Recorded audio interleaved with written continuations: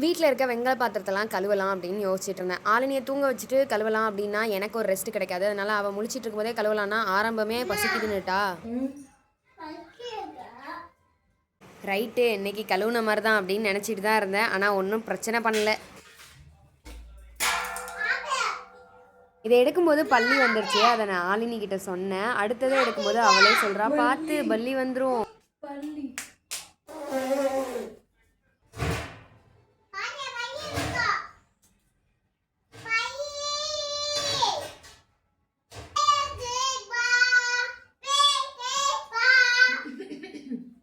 என்ன ராகம் பாடிட்டு இருக்கான்னு உங்களுக்கு புரிஞ்சா? பேர் சிவா பேர் சிவா தான். அப்புறம் நான் பாத்திரத்தெல்லாம் எடுத்துகிட்டு போய் கழுவுற இடத்துல போடுறப்போ அவளும் எனக்கு ஹெல்ப் பண்ணா.